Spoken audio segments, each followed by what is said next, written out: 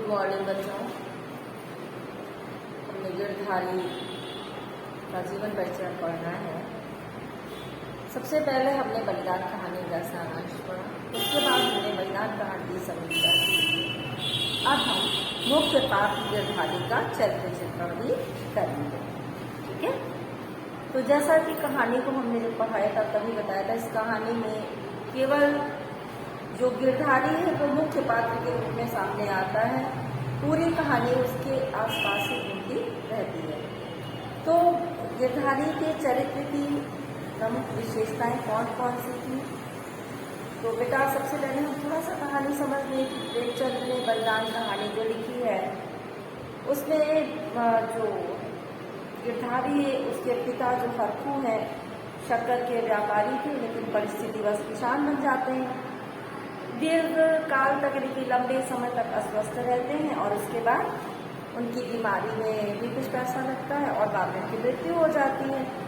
तो उसके अंतिम संस्कार में बेटा गिरधारी जो है सारे पैसे खर्च कर देता है और खुद ऋणग्रस्त हो जाता है, समस्याग्रस्त हो जाता है।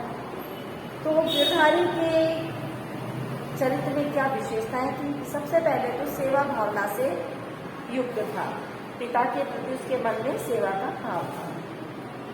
तो हम इनकी मुख्य जो बिंदु हैं आपको बोर्ड पे लिख दे रहे हैं और उसके बाद हम इसको डिफाइन कर देंगे, एक्सप्लेन करेंगे। तो पहला है आपका सेवा भावना से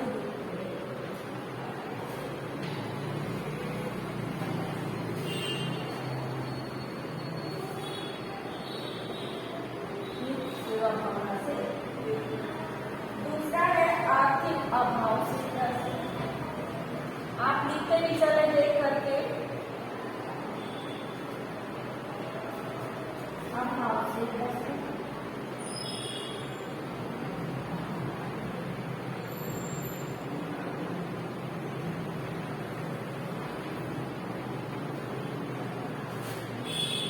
तीसरा है परिश्रमी और सत्यवादी।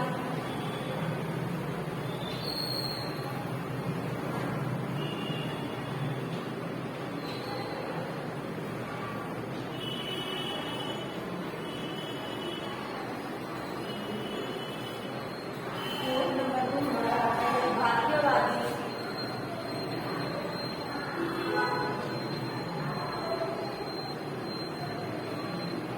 पांचवें नंबर पे आता है अंतर्द्वंद का शिकार। अंतर्द्वंद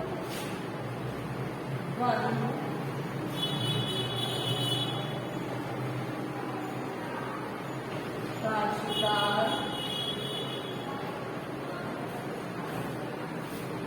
छठे नंबर पे है विनम्र।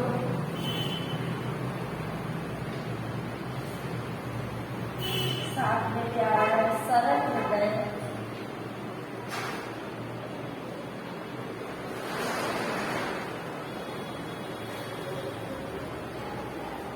और अंत में लिखते हैं हम 8वें नंबर पे भावात्मक।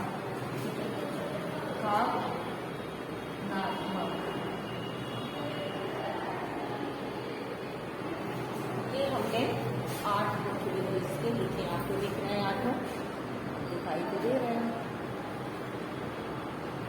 ठीक है। अब हम इसको विस्तार से पढ़ेंगे। तो बेटा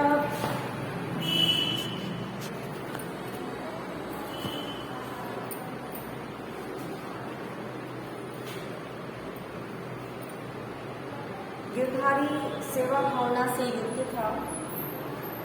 अपने बीमार पिता की सेवा करने में उसने कोई कमी नहीं रखी, पूरी ईमानदारी करता था। नीम का काढ़ा, सीखे माने बेटा काढ़ा होता है, कभी गुर्ज का सत्यनिधि गुर्ज की काढ़ का काढ़ा बनाना, कभी गदा पूर्णा की जड़, यानी ये सब जड़ी बूटियां थी। वो सारी जड़ी बूटियों को क्या करता था? उबालना, काढ़ा बनाना, चूर्ण बनाना, तरह तरह से अपने पिता की सेवा करता था, उन्हें दिया करता था।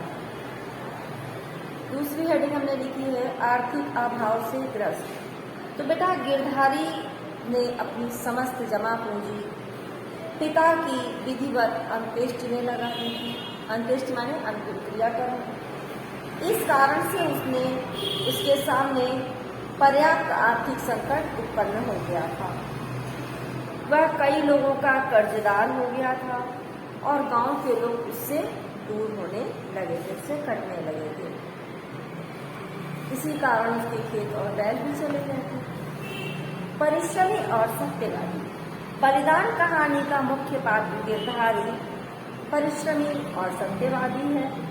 उसके परिश्रम होने का गुण लेखक के इस कथन से स्पष्ट होता है कि खेत गिरधारी के जीवन के अंश हो गए थे।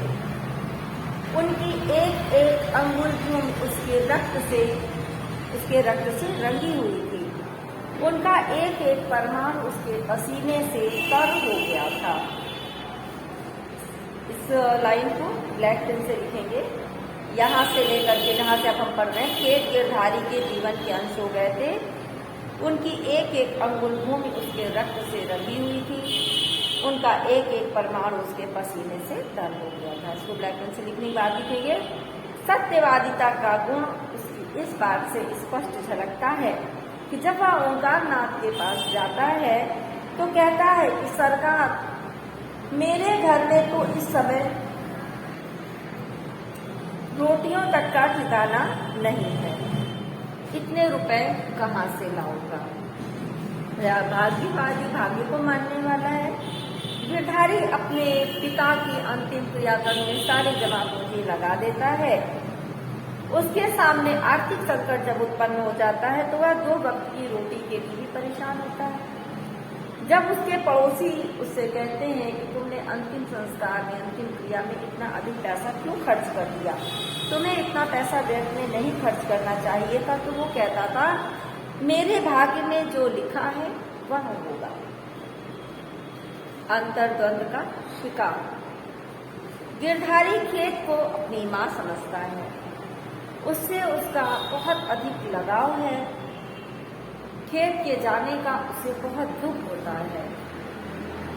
जब उसके हाथ से जमीन चली जाती है, यानी कि जमींदार किसी और को दे देता है, तो वो अंतर्द्वंद का शिकार होकर के किंग कर्तव्य विमूढ़ रहता है। मतलब उसे ये समझ में नहीं आता है अब हमें क्या करना चाहिए, वह यह सोच ही नहीं पाता है। तो इसी मानसिक स्थिति में अपने बैलों को भी बेच देता है।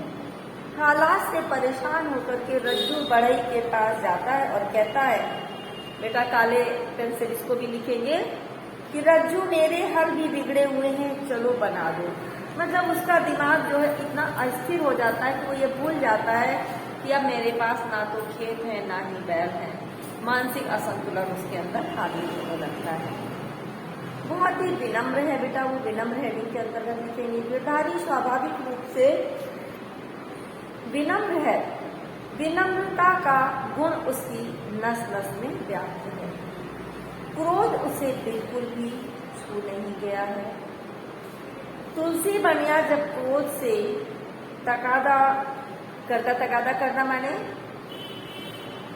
जिसने कर्ज लिया उससे वापस पैसा मांगना, तो वह विनम्रता पूर्वक कहता है, अभी फिर से ब्लैक पेन से हम लिखेंगे, साह जैसे इतने दिनों माने हो, आज और मान जाओ, कल तुम्हारी एक एक कौड़ी चुका दूंगा। इसको बेटा इन्वर्टेड कॉमा से भी क्लोज कर दीजिएगा। सरल हृदय। गिरधारी बहुत ही सरल हृदय का व्यक्ति है। उसके अंदर चालाकी, छल कपट बिल्कुल भी नहीं है। जब मंगल सिंह तुलसी के बारे में कहता है कि वो बहुत ही बदमाश है, तो वो कहता है कि कहीं नालिश ना कर दे, मतलब कहीं तुम्हारी शिकायत ना कर दे। तो सरल हृदय वाला गिरधारी जो है मंगल सिंह की बातों में आ जाता है और मंगल को अच्छा सौदा बहुत सस्ते में प्राप्त हो जाता था। 80 रुपए के बैल से 60 रुपए में ही प्राप्त हो जाते हैं। 8वीं जो इसकी मुख्य बिंदु है वो है भावनात्मक तो बेटा गिरधारी भावनात्मक रूप से अपने पशुओं से भी जुड़ा हुआ है। वह उन्हें अपने से अलग नहीं करना चाहता, क्योंकि वे उसकी खुशहाली का प्रतीक है। खुशी का समय था तब भी वो उसके साथ थे, आज दुख का समय है लेकिन वो उसका साथ छोड़ना नहीं चाहता है। लेकिन कर्ज चुकाने और आर्थिक अभाव की स्थिति में मजबूरीवश उन्हें बेच देता है और उनके कंधे पर सिर रख करके फूट फूट रोने लगता है। तो बेटा इस प्रकार से हम बलिदान कहानी में गिरधारी के प्रमुख गुणों को देखते हुए कह सकते हैं कि गिरधारी सत्यनिष्ठ, विनम्र, सरल हृदय जैसे गुणों से युक्त आदर्श युवक है। बलिदान कहानी का एक ऐसा पात्र है गिरधारी जो उस समय की परिस्थिति थी, शोषक समाज में शोषित व्यक्ति की वास्तविक स्थिति को दर्शाता है। समय से हार कर वह कुचक्र का शिकार हो जाता है और अपना प्राणांत कर देता है। पूरी कहानी गिरधारी के इर्द गिर्द घूमती रहती है और संपूर्ण कहानी में वह जीवित स्थिति में ही व्याप्त है। मृत्यु होने के बाद भी वह कहानी पर छाया हुआ है, इसीलिए उसे कहानी का नायक माना गया है। थैंक यू बेटा, इस काम को अपनी कॉपी में करके हमें शेयर करेंगे।